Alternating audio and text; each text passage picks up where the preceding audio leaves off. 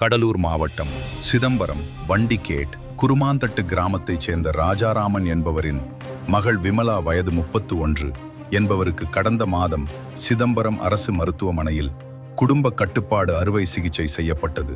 அறுவை சிகிச்சை செய்யப்பட்ட இடத்தில் காயம் ஆறாமல் சீழ்பிடித்து விட்டதால் 15 நாட்கள் தொடர் சிகிச்சை கொடுத்து மீண்டும் 3 நாட்கள் கழித்து அதே இடத்தில் தையல் போட்டனர். அப்பொழுது காலாவதியான ட்ரிப் செலுத்தியதால் வலிப்பு ஏற்பட்டு வாயில் நுரை தள்ளியதால் உறவினர்கள் பதட்டமடைந்து மருத்துவர்களின் அலட்சிய போக்கை கண்டித்து சாலை மறியல் செய்தனர்.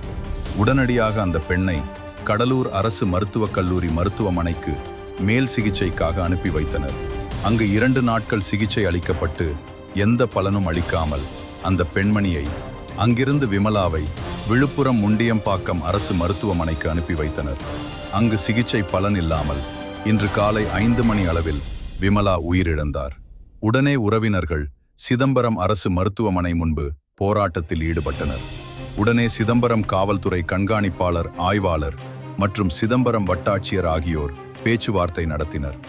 உறவினர்கள் உயிரிழந்த பெண்ணின் குடும்பத்திற்கு உரிய நிவாரணம் வழங்க வேண்டும்.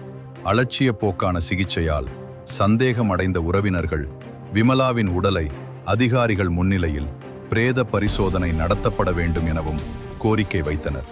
சிவகுமார், சிதம்பரம் செய்தியாளர். என்ன பெத்தவன்னு வச்சுக்கீங்க, பாடுபட்டதுமா அவளுக்கு 1 வாரம் இங்க கடந்தேன். 10 நாளா குளிக்காம ஒரே டிஷ் போடுறேன். இப்ப நான் இருக்க மாட்டேன். ஒரு டீச்சர் வரைக்கும் படிச்சுட்டு இம்மா நான் பேசுறேன், எதுக்கு பேசுறேன்? செய்தியில் நேர்மை, மக்களுக்கு நம்பிக்கை. உங்கள் தமிழ்நாடு டுடே பக்கத்தை ஃபாலோ செய்யுங்கள்.